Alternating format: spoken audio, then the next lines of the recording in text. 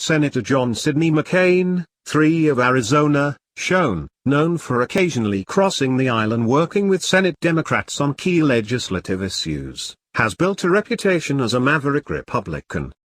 McCain was born in Panama to Admiral John S. McCain, Jr., USN, and Roberta Wright on August 29, 1936. Graduating from the Annapolis Naval Academy in 1958, McCain served for 20 years as an aviator on ships including the USS Enterprise, USS Intrepid, and USS Forrestal.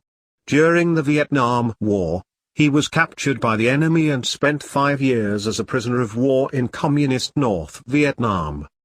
First elected to the U.S. Senate in 1986 and now in his 5th term, McCain has earned an unimpressive 63% score on the New Americans Freedom Index, which measures votes cast by congressmen according to their fidelity to the Constitution. Examining McCain's record based on his actions, not just his rhetoric, on a few major issues underscores his poor performance in office. Record in Congress on POW/ME issues. For example, in 1989 McCain derailed efforts to pass H.R. 3603, a simple one-page bill that would have made virtually all government records relating to POW/ME personnel transparent. The only exception to transparency would be records containing information about intelligence gathering methods or the names of individuals without the consent of the POW/ME personnel's living family. The key portion of H.R. 3603 reads: the head of each department or agency which holds or receives any records and information, including live-citing reports, which have been correlated or possibly correlated to United States personnel listed as prisoner of war or missing in action from World War II, the Korean conflict, and the Vietnam conflict, shall make available to the public all such records and information held or received by that department or agency. McCain worked behind the scenes to make sure the bill did not receive any traction, so the bill never reached the floor for a vote, and the following year when it was reintroduced, it again went nowhere. Instead, McCain introduced a watered-down version of the bill, which ultimately passed and remains the law. The McCain Truth Bill, as it is known, only allowed for the disclosure of records that the Department of Defense deems as not containing sensitive yet unknown specific information. This is a broad blanket that has allowed the Department of Defense to keep many POW/ME records from the Korean War, Vietnam War, and Cold War classified, much to the grief of surviving relatives of POW'/S/ME. Because he is a former POW, it is not surprising McCain's bill got traction, but it is curious he did not do more to uncover the truth about those left behind. Curious too is why McCain would have later gutted key provisions of the Pro-POW/ME Missing Service Personnel Act of 1995 through amendments. His amendments removed key enforcement provisions such as criminal penalties to any government official who knowingly and willfully withholds from the file of a missing person any information relating to the disappearance or whereabouts and status of a missing person. Regardless of his position on POW/ME issues in Congress, one would hope that the wartime veteran senator would have a much better record on foreign policy and the use of force. Unfortunately, rather than embracing a non-interventionist position that is consistent with the Constitution, McCain is a committed neoconservative, especially in matters of foreign intervention and preemptive war. McCain's neoconservative tendencies. Because of his wartime experience, including the years he spent as a POW, it would of course make sense that McCain would understand firsthand that war is hell and would not see it as a joking matter, even in instances where he believed unleashing death and destruction on an adversarial country was necessary. So, once again, it is curious that on April 19, 2007, during a presidential campaign stop in South Carolina, McCain answered a question about possible military action in Iran saying, that old Beach Boys song, Bomb Iran. Eliciting laughter from the crowd, he sang, bomb, bomb, bomb, bomb, bomb. Although meant in jest, McCain's singing did not rise to the level of a commander-in-chief, a position McCain was seeking at the time, but it did highlight his predilection for military intervention and preemptive war.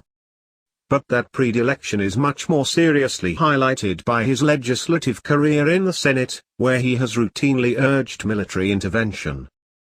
1994, when it appeared North Korea might have been developing nuclear weapons, Senator McCain urged President Clinton to be aggressive. "I think we should launch some airstrikes or cruise missile strikes against North Korea's nuclear facilities in the event sanctions failed," McCain said on June 1, 1994. 1999, McCain voted to authorize airstrikes and missile attacks in Yugoslavia.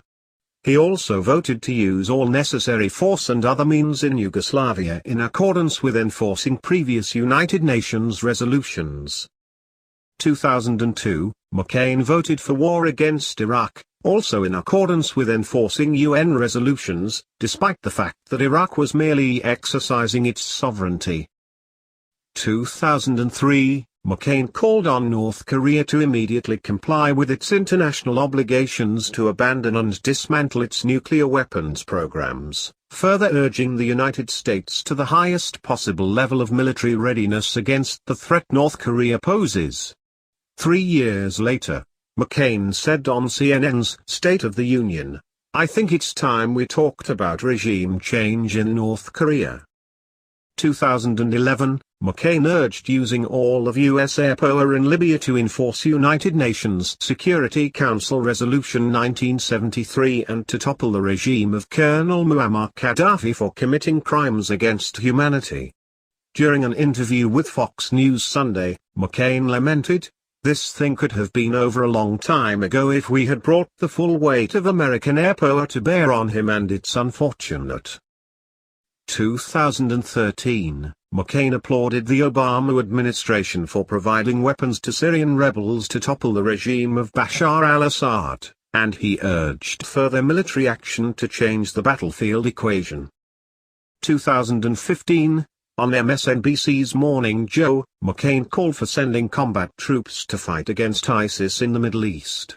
"We're going to have to put boots on the ground, my friend, and we're going to have to do a whole lot more things than we're doing now if we are going to stem this tide and stop this horrific killing that's going on." Even though he is a U.S. Senator who should be jealous of the powers granted to Congress by the Constitution, very much including the power to declare war, McCain supports allowing the president to decide whether to go to war. For instance, on February 15, 2015, he said on NBC's Meet the Press that Congress should give President Obama greater military authority than what he previously requested in order to combat ISIS. "I think we should not restrain the President of the United States," McCain said. If re-elected to a sixth term, McCain's record suggests he would eagerly continue to vote in favor of military intervention, expanding war powers of the president, and utilizing force to enforce the dictates of the United Nations. Amnesty and open borders. Despite McCain's vigor abroad in enforcing U.S. and internationalist will, his defense of the nation's borders and stopping the invasion of illegal immigrants leaves much to be desired. McCain's campaign website may boast how he has led the efforts in Washington to ensure that the U.S. obtains control of its southwest border. However, he was one of the gang of 8 senators who sponsored the 2013 pro-amnesty immigration reform bill introduced by Senator Chuck Schumer, DNY. The bill, according to the New Americans Freedom Index, would have provided a transition to the open borders sought by the advocates of a North American Union and other regional government schemes threatening our national sovereignty. McCain's disregard for defending U.S. sovereignty, securing the border, and halting the influx of mass immigration isn't new. On July 13, 1989, McCain voted for the Immigration Act of 1990, which increased legal immigration by 35%. The bill was sponsored by then-Senator Ted Kennedy, D-Mass, and signed into law by President George H. W. Bush on November 29, 1990. On May 12, 2005, McCain and Kennedy jointly introduced the so-called Secure America and Orderly Immigration Act. The McCain-Kennedy bill, as it was also known, would have granted amnesty and expanded the guest worker program. More recently, McCain voted to enable President Obama's unconstitutional executive actions to grant deferred action, that is, temporary amnesty, for an estimated 4 million illegal immigrants in the United States through a substitute amendment. Attached to the Department of Homeland Security Appropriations Act of 2015, H.R. 240, the substitute amendment eliminated the bill's original provisions barring the use of funds for implementing President Obama's executive temporary amnesty. Supreme Court circus. McCain's apathy toward constitutional overreach and the separation of powers is also evident in his cavalier confirmation of Supreme Court justices. During his 28-year tenure in office, Senator McCain has voted for 7 of the 9 presidential Supreme Court appointments confirmed by the Senate. Among the 7 nominees McCain voted for were liberal judges Ruth Bader Ginsburg and Stephen Breyer, both of whom were nominated by Democratic President Bill Clinton. And the 5 Republican judicial appointments McCain has confirmed have come short of strictly interpreting and abiding by the Constitution. In 1987, then newly elected Senator McCain voted for Reagan appointee Judge Anthony Kennedy, who later voted to strike down state restrictions on abortions, Planned Parenthood v. Casey, and state anti-sodomy laws, Lawrence v. Texas. Justice Kennedy also voted to allow people who live in states that opted not to establish exchanges under Obamacare to still be eligible for Obamacare insurance subsidies, King v. Burwell.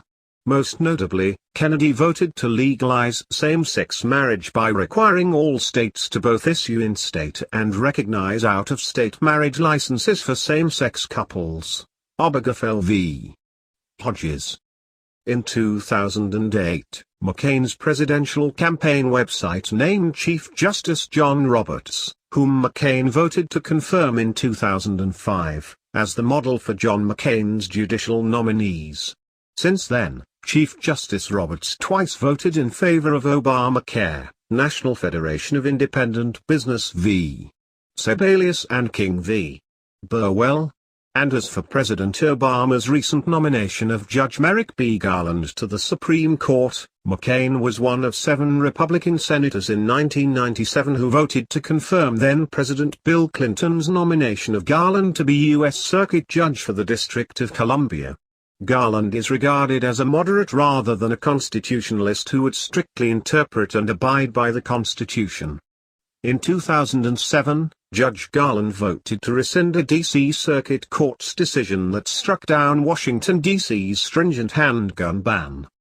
Globalist pedigree for trade. McCain's neoconservatism, and his lack of fidelity to the U.S. Constitution, is on full display regarding his support for so-called free trade agreements that in the name of free trade surrender U.S. sovereignty to supranational entities. The most prominent of the trade agreements McCain has supported is the Regional Trans-Pacific Partnership Agreement, also known as TPP.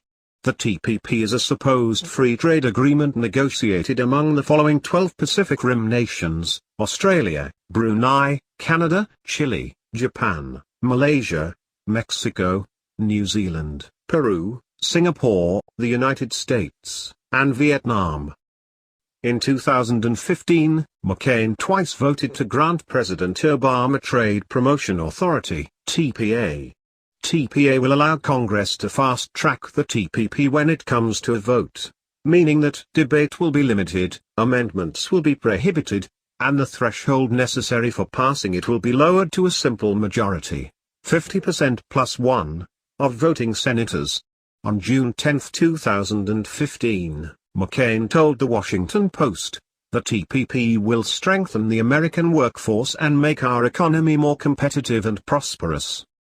In 2014, while visiting Hanoi, the capital of the land of his former captivity, McCain delivered a statement urging Vietnam and the United States to take a giant strategic leap together as participants in the TPP. "We are ready to conclude a high-standard trans-Pacific partnership, with Vietnam as a full partner," McCain said. of this push for unfettered trade with the Marxist-Leninist one-party dictatorship, McCain said, "We are ready to increase our military cooperation and ship visits as much as Vietnam permits." McCain also expressed his desire to increase our security assistance to help Vietnam improve its maritime domain awareness and build its capacity to defend its sovereign rights. Any security assistance, no doubt at the expense of U.S. taxpayers, would undoubtedly go to the People's Army of Vietnam, the nation's central security and armed forces under the auspices of the Central Military Commission of the ruling Communist Party of Vietnam. To that end, McCain said, "I believe the time has come for the United States to begin easing our lethal arms embargo on Vietnam." Not only would the TPP bolster Vietnam's armed forces, the agreement as a whole undermines U.S. national sovereignty. On November 5, 2015, Senator Jeff Sessions, Republican Alabama, who read the text of the TPP agreement, warned, among the TPP's endless pages, is a new international regulatory structure to promulgate, implement, and enforce these rules. This new structure is known as the Trans-Pacific Partnership Commission, a Pacific Union, which meets, appoints unelected bureaucrats, adopts rules, and changes the agreement after adoption. Sessions continued saying of the agreement, "It bears the hallmarks of a nascent European Union." The TPP Commission is also authorized to accept new member states into the agreement without the approval of Congress. Chapter 30 of the TPP agreement, entitled Final Provisions, opens TPP membership to members of the Asia-Pacific Economic Cooperation, APEC, among which are Communist China and Russia. One of APEC's primary goals is to create an APEC-wide free trade agreement, larger than even the TPP, known as the Free Trade Area of the Asia-Pacific, FTAP.